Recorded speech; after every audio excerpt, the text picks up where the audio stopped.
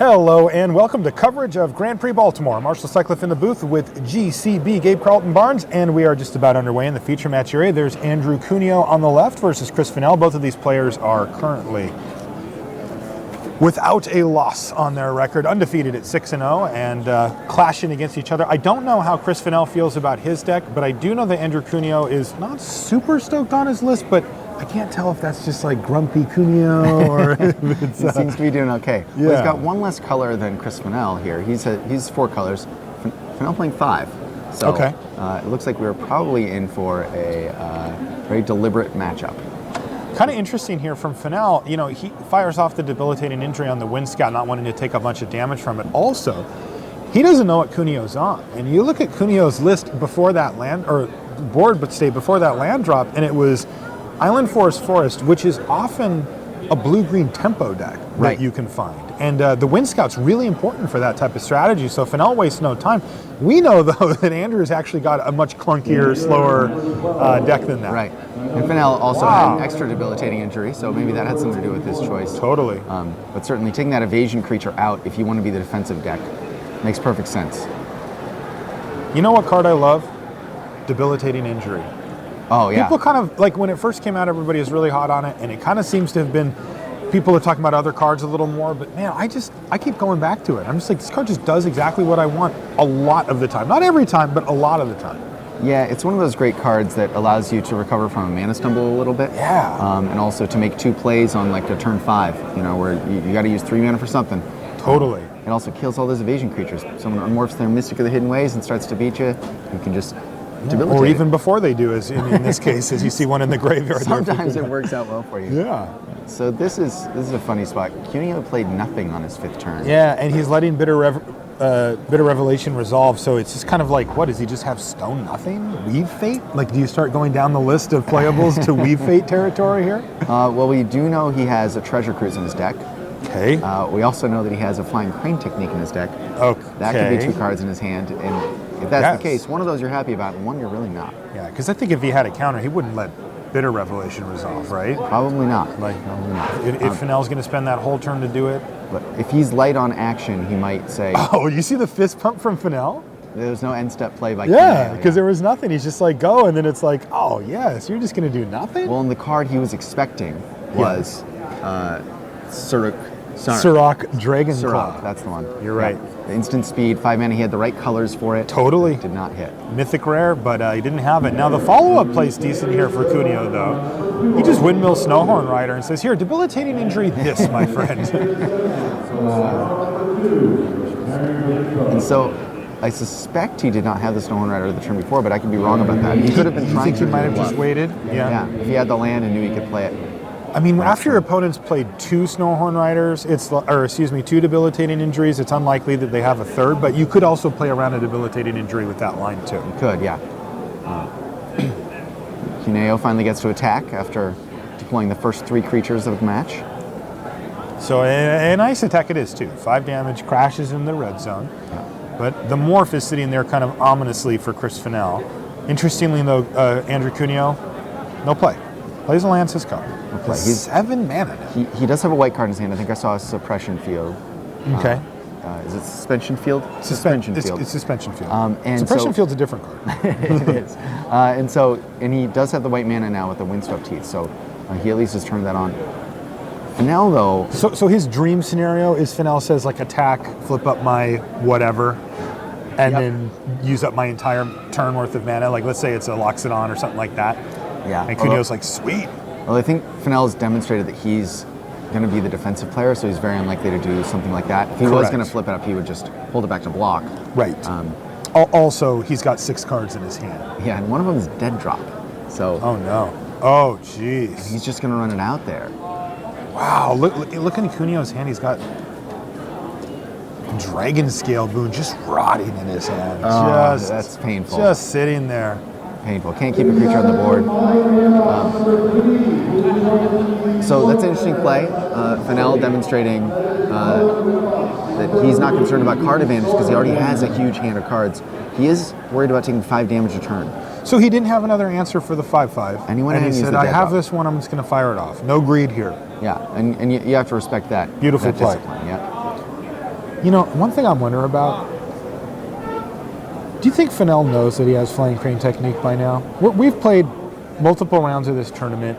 Cuneo played against some pretty high-profile people. Maybe whispers have spread through, just gotten around. He's got a flying crane technique. Well, that win against John was very dramatic. It was. So you could expect that maybe that story got told a little bit. And Fennell is certainly a good listener when it comes to. He's a good listener. I like that. Yeah. He's paying attention. Yes. All right, so Enoch Tracker here for Andrew Cuneo to try to get the beatdowns flowing again, but once again, Fennell just sitting there with a rather ominous morph and about 1 billion mana left over as well. And Cuneo is going to keep adding to his board with Bloodfire Expert here, and he's just going to ship the turn back. No reason. Interesting, Fennell does not flip up his morph there. Yeah, Fennell with a handful of cards, but not really doing anything. I think he's waiting for Cuneo to make the first move so he can use his resources to respond to that. It looks like you're right. He doesn't want to do anything. I mean, his entire turn this time was play a banner, go. Yeah. Although that banner did give him white mana, I think, for the first time. All right, but Cuneo's had enough. He's going to attack with both of his 3-powered creatures and kind of dare Chris Fennell to block and flip. Yeah, and I think the thing that you worry about here is the gold morphs, the common gold morphs. So either an Absent Guide or the 3/4 flyer. You have to know the name. You're in the booth now, GC. I know, and it's Abomination of Gudul. Well, I'm marking you down one for that. So it is an Absent Guide, but he didn't block, so he didn't get fall into the trick. That's right. Now, the follow-up play there for Cuneo was War Shrieker, but it's a Dune Blast. Now we know what Fennell was waiting for. Fennell says, I'll choose my Absent Guide. Wow. How incredible is that card? We've seen it cast 3 times, and it was like game-winning play, back at you. Yeah. And here, we haven't finished this game yet, but obviously ridiculously powerful. It sure seems like it's going to turn this game around. Here's the suspension field that you mentioned a minute ago, so at least that's going to stem the bleeding and leave Chris Fennell with just the 2-1 Highland game, but ouch! Yeah, well now Fennell, much more likely to just start playing creatures because he played the Dune Blast. Right. He got maximum economy out of that by not losing any of his own guys. And it's time to go. Time to go off here for Fennell. Yeah. So let's see what he can add to the board to bolster it. Wow, there's a good start. That is a good start. That's Armament Core. 4 power and 2 more power with haste. I bet he's going to put those counters right on that Highland game and get in right away. Yeah, in it goes. So you take 4, and I'll leave myself with 8 power here, just waiting for you, Andrew Cuneo. Cuneo is stuck with an Aerostorm in his hand that he can't cast because he only has 1 red mana. And that's bad news because that could have bought him some time. Yes. In the meantime, he's going to fall to 2 here. Fennell says, I'm not going to show you any more magic cards because I don't think you can deal with these 2. Cuneo will scoop them up. And that's going to do it. All right, so Chris Fennell doesn't even need to crack that Abzan banner, just quietly dispatches of Andrew Cuneo thanks to his good friend, Ye Old Doom Blast. Yeah, it's so interesting to see Fennell the way. I wasn't sure if that Doom Blast was in his hand at the beginning, but I think it might have been. I think it might have been too. He just played his removal out. He did not telegraph it at all. So I think he was kind of just setting up that whole game. Yeah, I think so. Pretty nasty. Just begging Cuneo to commit more creatures to the board. Yeah. Worked out well for him. All right, so here's Joe Demestrio on your left versus Mark Lapine. Mark Lapine, yeah. Lapine, is that how we say that? Now, Mark's an old school player, right? Yeah, Mark has, I think, 1 Pro Tour top 8. I mean, it's a World's top 8, is that right? So, yeah, he has a World's top 8 back in the 90s when Kai won. And he played with an old school team called Team Sped, which included Jamie Park, who's still around. Who's back around, and he's actually in the building. He's playing in this tournament. He is playing. So it looks like we just saw a Master of the Pearls get unworked for Joe Demestrio, who certainly from a different generation. Was this a defensive Master of Pearls? It looks like it was, yeah. Interesting. And yes, Joe is much younger. He had a really good run of GPs last season. Right. Wasn't quite able to hit his goals as far as getting to gold and staying on the Pro Tour. So he's taken a little bit of a backseat. He's back at school. Yep. He's getting a computer programming degree. Mm-hmm. But he lives on the East Coast, and goes to school out here. So when there's a GP, he's going. Like you better believe you're going to see him. You might not see him as much at something like a West Coast GP or something. Right. But yeah, this is definitely a big generational shift here. It's really interesting to see this because a guy like Mark is somebody who would have picked up Magic, when he was already either an adult or approaching adulthood. But somebody like Joe has probably been playing since he was 10 or something crazy like that, or like at least in these type of games for such a long time. It looks like he's got some blocks that he had already thought about there. Yeah, he knew what was going to happen, so he was ready with the blocks. Says, make the best use of your 2/2s with a double block, take out one of those 2/3s. It's a 1-for-1 trade. He doesn't have an answer for the Butcher, but he can take out that Mardu, or he can stop the Mardu Skull Hunter. It's entirely possible that Lapine was playing Magic before Joe Demestrio was born. That is possible. The game's getting old enough now that we can It's close in any case. Joe looks like he's in trouble. He's just hanging on, but that Butcher of the Horde is going to make short work of him if he can't find a way to answer it, which I don't think he currently has. No, and it looks like his life total there is either 5 or 7 there on his life pad. Mm-hmm. If it's 5, he has to block with a flock this turn, unless he has an answer. I'm going to say it's 7. Yeah, it's 7. Yep, and now he's at 2. Block with the flock. And that's a Jeskai Charm, so yeah, You're this dead. one's over. All right, so Mark Lapine. Game 1. Picks up a game there. Old guys. Game 1 to the old guys, that's correct. There you can see both of Mark those in players. the background. That's Mark over there in the corner? Yep. Okay.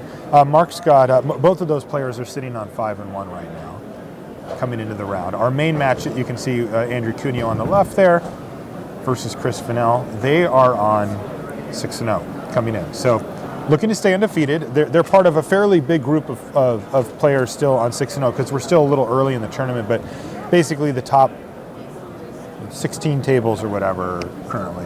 Yeah, so about 30 players still at 6-0. Yeah, but as you know, we'll be cutting those roughly in half over the course of the next few rounds, and it'll get whittled down quite quickly where there'll only be a few, usually 1 or 2, depending that get all the way to the day 2 at undefeated. So, math.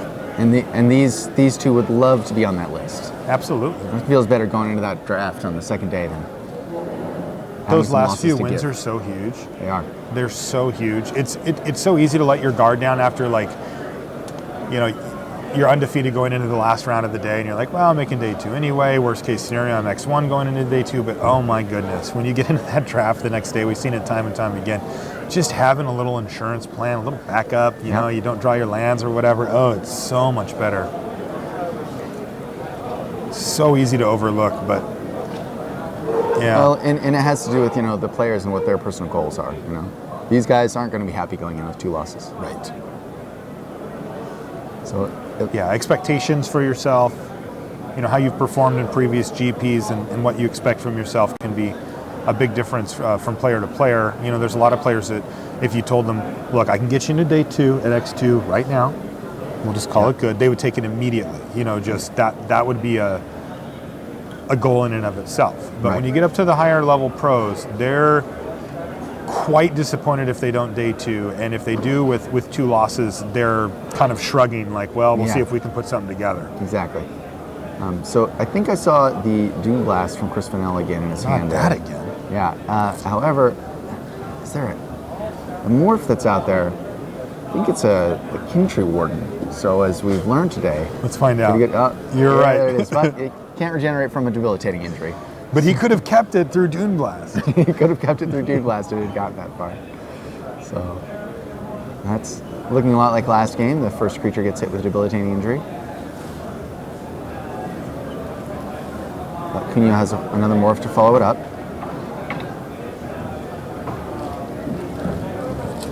And the morphs keep flowing here for these players. Both of them playing 4-color decks. So morphs are usually a key component of any, anytime you go above 3 colors, you usually see a significant number of morphs. They act as mana fixing essentially in your deck. Yeah, any old lands will do for casting those guys. Yeah, and then that can usually buy you enough time to then find the lands, start flipping them up, and once you start doing that, like we see Andrew Cuneo do here, you can start to really take an assertive attack on the game. So here's a Snowhorn Rider that Fennell now has to find an answer for fairly quickly. I mean, Dune Blast isn't going to get it done against Snowhorn Rider. He's going to have something else. Yeah, and this is interesting. So Cuneo, as opposed to committing more resources to the board because of the way the last game played out, he said, I know this Snowhorn Rider is a threat against you, and I don't want to throw a bunch of guys on the table, so let me see if I can just hit you with this guy and force some action. Remember last game he got a 1-for-1 on dead drop with that Snowhorn Rider. Right. So he knows it's valuable. Absolutely. So you think that he might be thinking back to that game as well and saying, like, you know, Fennell, maybe you just don't have any good answers for this Snowhorn Rider, and I'm gonna put it out there and just say, look, you're not playing kill shot here, right? You know, and what are you gonna? Debilitating injury is not a great answer for it. So, ooh, see the Unwritten? How about that? Let's go deep. Also, one thing to remember about See the Unwritten is that the cards go in the yard. Right. Which so that could be dead drop fuel. You know, we could see some big plays next turn after this goes. If it resolves, Cuneo, is he feigning? Like, is he pretending like he's thinking about if he can counter it, or is he actually thinking about it? I can't actually see his hand. But. There's a lot of blue cards over there. Yeah, he could just have a... Oh, he's got a Stubborn Denial. Is that what that is? Oh, God, please, yes. You've got to snap it off. Okay, so this is brilliant. Absolutely. Of course you unmorph your 5-power creature when you have Stubborn Denial. And this, of course you side in your Stubborn Denial if you're Andrew Cuneo and you're playing somebody who has a Dune Blast in their deck. Totally. Yeah, that's beautiful. Now, it is and it isn't, because if you look, Chris Fennell is now sitting on 6 lands. Now, I don't see a white mana source there, but if he goes white mana source Dune Blast, whoops. Yep. And I wouldn't be surprised if Fennell is the type of player who would avoid playing that white mana just so that Cuneo has a little bit more confidence that he's not going to get Dune Blasted. But I agree 100%. He didn't happen to have it this time, but I agree. I would not be shocked at all if Fennell was like Plains Dune Blast. You know, get you. Yeah. But Andrew Cuneo had none of it. He was not playing around it anymore. He said, look, you're going to have to kill all these things or kill some stuff individually. And he just kind of overwhelmed Fennell there. He did. And Cuneo also recognized that the way Fennell played that See the Unwritten, he was saying, I need to get something going here. Yeah. So it was much less likely that Fennell had the follow-up Dune Blast if he was trying to put another creature out there like that. True. So. Yeah, good point. All right, so we're going to even things up here in the 7th round. Cuneo's deck that he doesn't like so much is 1 game away from a 7-0 start. Just doing fine, just chugging right along. All right, back to the Lapine and Demestria. Looks like they've got some lands. No permanents. What's going on here? Play some creatures, gentlemen. I see something in the graveyard over there, so it looks like some removal may have been used. A little flurry. There's some creatures traded. Lapine, I think he has a timely horde mate there. Is it Lapine or Lapine? I don't know. I don't know either. I'm not hearing it. I'm going to try to figure it out. I am curious. All right, well, not the timeliest of timely horde mates, but here it is, a 3-2. He's not bad on an empty board. He's okay. He's okay. Yeah, it is sad that you don't get to use his trigger. Lapine or Lapine? Randy doesn't know either. We're 0 for 3. Well, we'll pick one and we'll tell. What do you want to pick? I'll let you pick. Let's say Lapine. It sounds nice. Okay. And we'll tell him later that that's how its name is pronounced. So it's Lapine Walker? Lapine Walker. I like it. Joe D, though, looks like he's got a Smite in his hand. Maybe another land. Not really a lot of action going on. Is it a kill shot? Because he's got both. And a kill shot yeah. and a Feat of Resistance. The art's like kind of similar between those two cards, yeah. But he just has both this time. All right, and here's the big offensive weapon being deployed by Mark Lapine. Kaboom. Harrier Engage. Yeah, for full price. Paid full price. Full price. I don't think that Demestria is going to be too worried about that card. Nope. Plenty of time to recover from that. So. Okay, back to our main match here. Andrew Cuneo versus Chris Fennell. Andrew's cracking a Windswept Teeth there. Going to go find a Plains with it, but not a lot of action otherwise. The fact that he's cracking that signals that he's got enough land drops. It does. Probably. Although he may actually be playing a 2-drop here if Fennell chose to draw. Which I would be surprised by. I would be surprised too. We did see Reed Duke play at a draw, but that was in a match that was looked like it was destined to go long. Yep. This one is not necessarily the case. I mean, Andrew closed that game out, you know, like once he flipped that rider up, he was pretty assertive about He was, get ahead, certainly. stay ahead there. Although it does look like Cuneo's on the play here, so Fennell seems to have decided he wants to draw those extra cards. And This could backfire. He's now played a 3-2, a 3-1 on turn 2, though Chris Fennell seemingly with an infinite supply of debilitating injuries at all times. I don't know, if I had that many debilitating injuries, I might choose to draw 2. Yeah, that does make sense. You can kill any morph, anything like that. If you've got, I mean, we can look to see how many he has. Oh yeah. How many do you think he has? We've seen 2. So I'm speculating that he has 3. I think he has 3 as well. I'm going to look right now. Black, 2. He just draws them a lot. He's very good at drawing them. Yeah. But yeah, you know, that's the kind of game he seems to be trying to play. I'll remove all your guys. I'll get to my dead drops. The interesting, sorry to interrupt, the interesting part about this is that I think Cuneo's got a treasure cruise in his hand. So we have a real attrition fight here. They're both ready to play attrition. Yeah, they're like, oh, just trade. Let's keep trading. It's like, well, one of them can't be right. This is the sort of game that Cuneo is certainly comfortable playing. Let's trade our resources and I'll cast a card, draw a spell. I think Fennell may have a higher quality, average card quality in his deck. Oh, Andrew Cuneo gets him. Gets the Kintry Warden. Plays the second, the Kintry Warden second, Chris Fennell bites. And that second debilitating injury takes down the lowly 1-1. Takes down the 1-1. So I wonder what the other one is now. Got to figure out something better than the Kintry Warden. I think we've decided the Kintry Warden's actually basically the best morph. Is that what we decided? I must have not been here for that meeting. Not quite, but I didn't get that memo. It's a lot better than everyone thought it was. I think it's what we're. I do agree with that. Deciding. Especially if I have secret plans floating around in my list somewhere. Sure. Cuneo. Does he have secret plans? He's going to show us what his morph is. Ooh, it's a Rattleclaw Mystic. Oh, he does have secret plans in his list. Cuneo does. And he has a Rattleclaw Mystic. He's jumping right up to a billion. 6 mana here. Yeah, I've counted it. It's a billion. So he can cast his Treasure Cruise. Wow. Oh, I love it. I love it. Just going off. Says, I don't need to do. I'll do this now. I think he just drew his secret plans too. Oh, did he? Oh, yeah, so he could go off if he's got another morph in hand.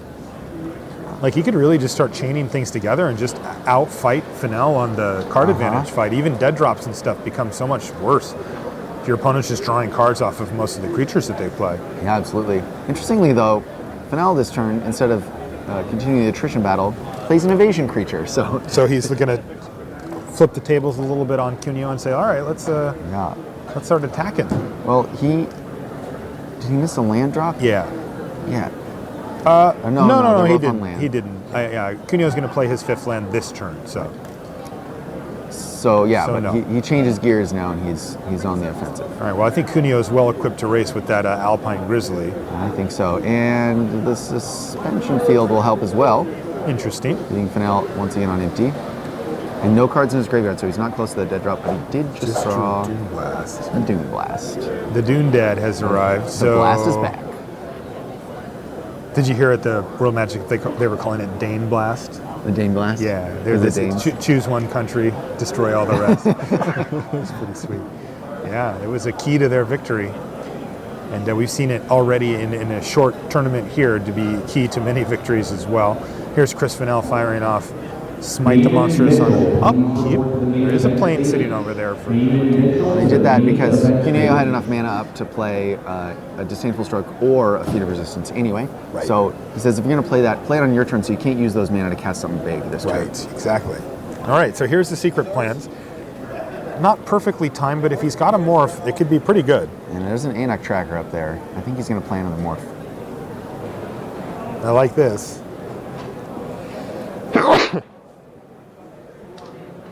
There it is. And Fennell did miss a land drop, so he's 3 lands from Dune Blast. By the time he gets there, the card advantage that Cuneo is generating might be... Oh! Well, it's only going to get 1, though. It only gets 1. Secret plans for the win! Oh. So that's actually just not that good for Fennell. Killing the Rattleclaw Mystic at this point isn't really putting a big dent in Cuneo's plans. And he gets to draw a card here. It limits his mana a little bit, so if it had been, say, a Woolly Loxodon that he was trying to unmorph and didn't have other mana, I guess it might have helped, but at this point, I think Fennell's on the draw lands for the rest of the game turn and just actually kind of hope to get Cuneo with the Dune Blast. Yeah. All right, well, he's got there. And Fennell spills his hand with using that, Play the that morph. banner. What do you think about playing the morph here? Well, of course, he's only got one creature, so it seems fine with the So Doom it's Blast. so no problem at all. No problem, yeah. And if it's a really good one, he can even use it to try to make Cuneo extend a little further. But Cuneo is going to be hyper aware of Dune Blast this time around. He is, and especially given how good his hand is right now. Does he have the Disdainful Stroke? Or excuse me, the Stubborn Denial? It looks like he does. I think But that's it what's in front doesn't of his hand there. do quite enough here, right? Because Fennell could still go like land and play around it. Right, so he needs to deploy a 4-power creature. And still have blue mana up. Yep. Which is actually a little tricky because like even if he had a Snowhorn Rider in his hand, he couldn't actually do both here. Correct. So he'd have to play it face down and then kind of open himself up a little bit. I don't think that he does have A Rider or anything like that. anything with that much power. He has a Savage Punch, but that's not going to cut it because it's the same situation. Yeah, well, here's Savage Punch to get rid of the morph. Let's see what it was. Ooh, Abzan Guide. So that was a nice recovery plan for Fennell lined up. Fennell can't Dune Blast away one stupid Anok tracker, can he? Well, he may have to. Is that the plan? I don't think he has to yet. Okay. And indeed, he just plays a Morph, passes on the Doom Blast. With 4 mana of Here's this is a peculiar situation because if Fennell doesn't sacrifice that Abzan banner, then you know, right? he's going to be telegraphing, and he doesn't because he plays the kill shot. Because he's got a kill shot. That would have been tricky business. Yep. Cuneo's again paying very close attention to what Fennell does at this stage, and he's got a morph. He does have to keep some level of pressure up on Fennell. He does, but the secret plan is going to take over. Fennell just sits here and trades 1 for 1. Right. And as long as Cuneo doesn't put a bunch of guys out, that Doom Blast can't make up for it anyway. I love the way Andrew's playing this. Yeah. Really leaning on secret plans to get himself ahead and stay that way as far as card economy goes. He's got 3 cards in his hand still, even after trading off a bunch just recently. Well, he had the Treasure Cruise earlier. He's got the plans. Yeah. He's drawn just 1 card off the plan so far, but he has another he's probably going to draw. So You're right. there you go, Fennell sacrificing the banner. He finds a Hooting Mandrills with that. He can cast that here pretty easily. And he will.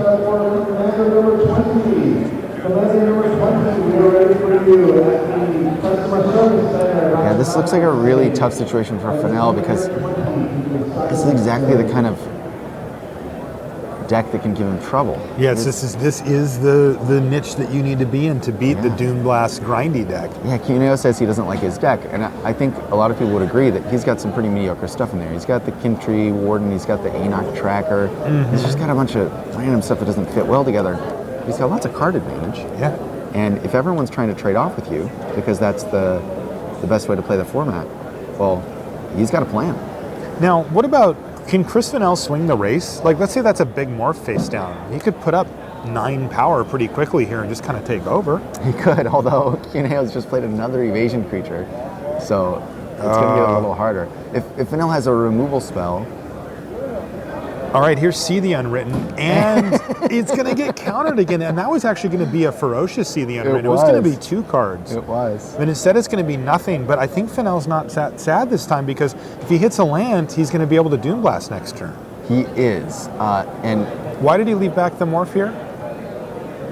I believe that it would have just died to the Mantis. That's why he left it back, and there it is. That's he it. just didn't have an attack at all. Sure. Yeah, and then... and so was that a... what was the finisher? Aerostorm. It was an Aerostorm to finish off Fennell. So Andrew Cuneo wins 2-1 with his 4-color deck. And he gets to Stubborn Wow. Denial, See the Unwritten twice. That's pretty sweet. That was great. Look at it. just as a Look force spike, too. at Cuneo. He's so proud of himself. Yeah. Yeah, we did it. Stubborn Denial, one of those cards that I really love in this format as like, it has its moments. You need to find the moment for that card. Yeah. The gotcha moment. Yeah, and people, they don't play it because it's a situational, and they don't think to side it in. But that's a card you can sideboard in a lot of matchups. Right. I wonder what that morph was from Fennell.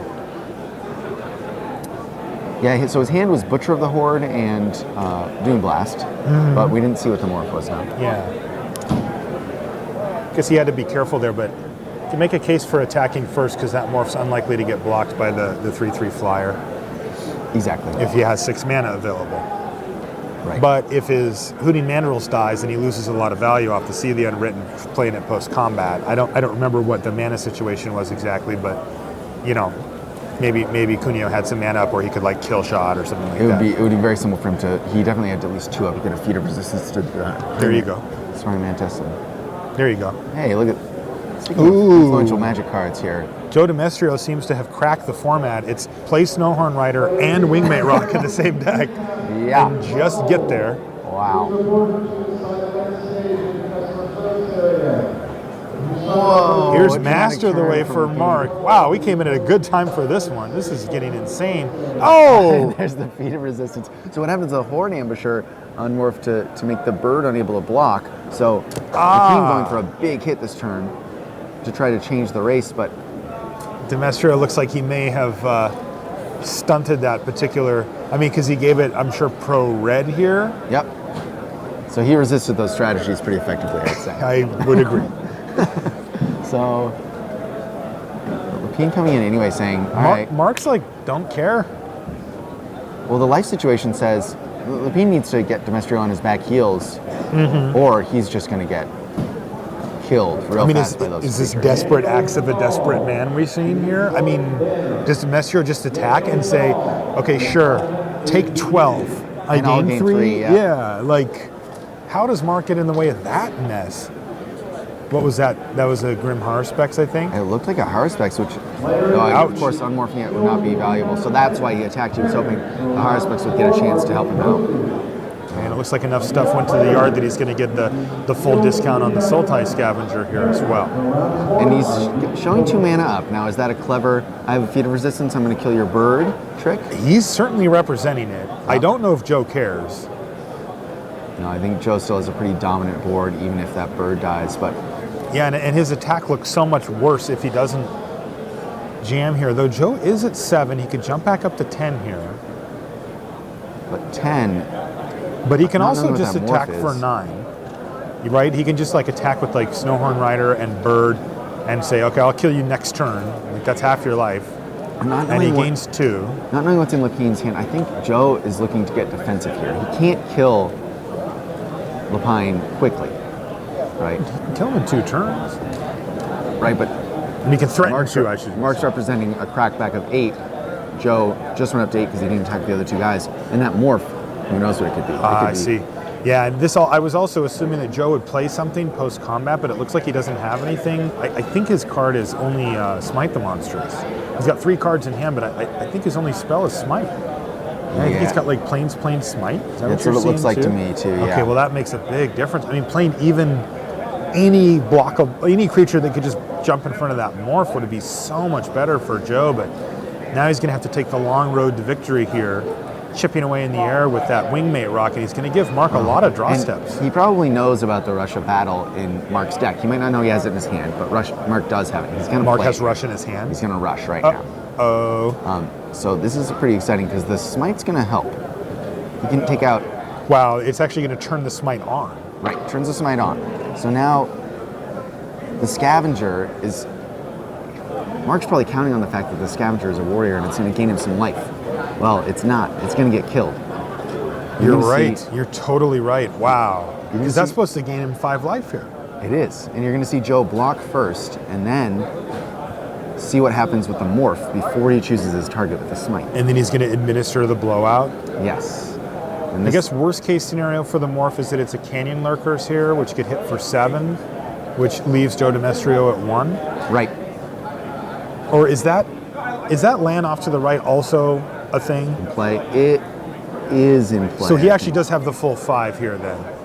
So it could be, that opens the door for things like Weapon Master of Freed, for Ponyback Brigade kind of, but you got to figure... The Weapon Master is the likely one. Yeah, if he had Ponyback, he would have waited. He would have waited, right, to get more value out of his Rush of Battle. Oh, right, and so Joe plays it. The morph did not unmorph. The morph did not unmorph. This could now. No? Was a big wow. moment for Smite. No, I think he passed without unmorphing, so we knew he wasn't going to, and I think Lapine is in big trouble. That's a huge beating for Joe Demestrio. He has absolutely taken a big chunk back in towards becoming the winner of this game, though. He is still out of gas completely, GCB. He's got Mountain Plains in hand. So even though his board state is vastly superior to what Lepine's doing currently, he does need to be careful here and try to close this game out as quickly as he can. If he attacks all his creatures, he goes to 7. Problematically, this leaves him open to an Arrow Storm. Yes, it does. So he's calculated. I don't think that there are the kind of outs that I'm worried about. I just want to make sure I kill you quickly. I like that play. Is that it? It was a Tormenting Voice. Tormenting Voice. Oh, this is pretty exciting. So yeah, he'll leave an extra red mana. You might want to leave that red mana untapped. Yeah. Discard a Plains. He drew a mountain. It looks like a Anik Bonkin, maybe? Maybe. No, it wasn't a Bonkin.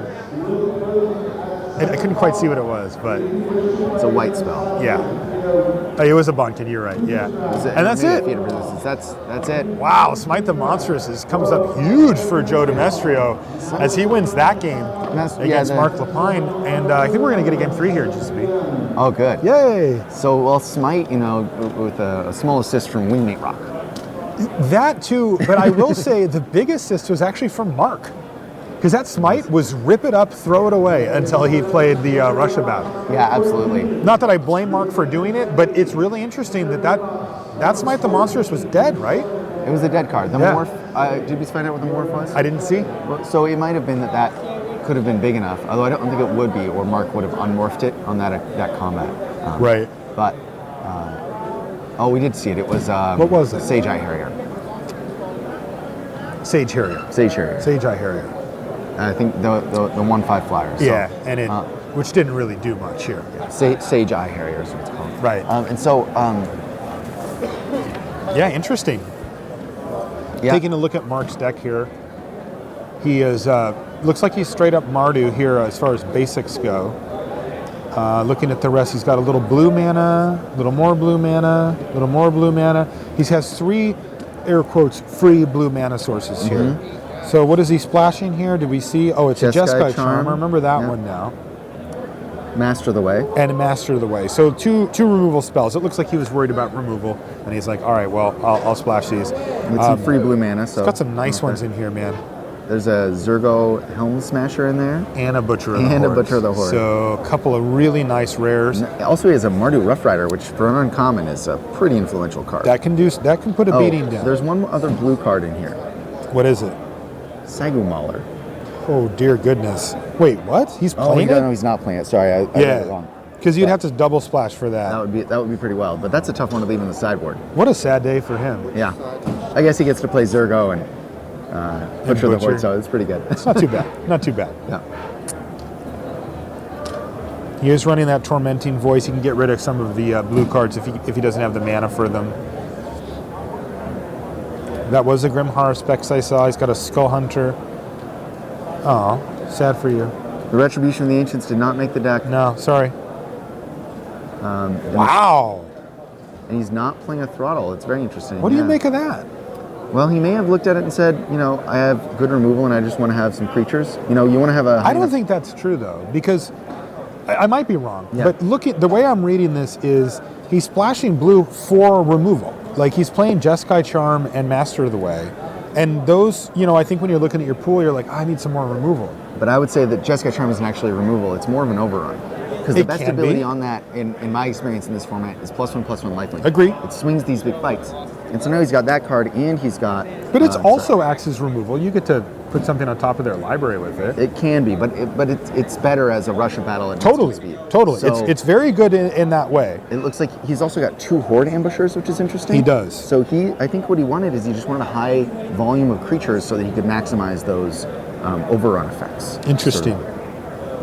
Looks like what he's done. But I agree, it's a little unusual not to see someone play a Throttle. Yeah, especially when you're splashing for Master of the Way. I mean, I think Master of the Way is probably a better card in the abstract, but if you can't cast it, Throttle does a pretty nice job. It does a nice job. Master of the Way can go to the face, though. It's true. It is true. In a vacuum, I'd rather have Master of the Way, but not by a lot. And and this isn't a vacuum, so... Yes. Interesting choices here from Mark. And he's hoping to do this Russia battle, and then the next turn, after he's got all the life and he's done enough damage to you, play Master of the Way, do damage to your face. Mm-hmm. It looks like they're moving on to game 3 here. All right, let's get underway. No plays in the early stages from either player. Joe D, what do you got, buddy? Scott? He's thinking about nothing playing sus. Master of the Pearl. Oh, as he's a just going to play it 2-drop. as a 2/2. He's thinking about it. And Interesting. he will. Thoughts on that play? Very unusual for that play to be the play, but it looks like Joe isn't seeing a situation where he's going to have a bunch of creatures in play. Okay. I think he might not have another land in his hand, and so he says, all right, I'm going to get out here and I'm going to make things happen. I'm going to turn on my Feat of Resistance. What is happening here? Mark is doing nothing. Mark missed a turn. Missing land drops and passing the turn, has now found the perfect land of Plains. And what's the play here? Is he going to just blank this Master of Pearls? No. No, he's going to say, I'm going to draw cards. Oh, And, wow. Disdainful stroke. Oh, this is a cool game. This is a sweet game because Joe could have not countered that also, let Mark dirtle around, take some extra damage, and then countered something big later. Right. But if it's a morph, then you're like, well. But Joe doesn't have really a beatdown hand. He's got a kill shot. It looks like he's got a treasure cruise. Man, this is weird. Like, wow, that would have been a great thing to counter. Hello, friend. Yep. But this is interesting because you say that. Joe doesn't really have a beatdown hand, and I agree. Wow, another disdainful stroke. Though. I guess he just has it all. And this is what, a Kieran? Yeah. There's. But the thing that I'm seeing is that Joe doesn't have a beatdown hand, yet he played his Master of Pearls as if he did, right? He's like, well, I'm just going to run this thing out there and try to beat down with it and just hope it's good enough. Well, I think what he saw was that he had these two disdainful strokes. So he's not going to want to play a morph on turn 3 anyway. So I think what he might have been planning to do, even if he drew that third land, was pass, as if he was missing the third land, so he could start disdainful stroking all the good spells. Gotcha. From Mark. Okay, well, a nice little follow-up here from Mark. It's going to get suspension fielded right out, but Sultai Scavenger was going to do a good job. Yeah, and Joe suddenly really in the driver's seat. Yeah, he's just pounding away here. He has a Feat of Resistance in his hand. Yeah. And he's ahead on board with an evasion creature. He has a crippling chill. He can tap down the first blocker that he can't deal with. Man, playing this Master of Pearls has worked out beautifully for Joe Demestrio. Yeah. Thing has done a ton of damage. I think it's done, what, 6 or 8 now? It's, yes. And doesn't it remind you of the dead drop we saw earlier? Yeah. Taking a card and saying, I'm okay with this not being as good as it can be. Yeah.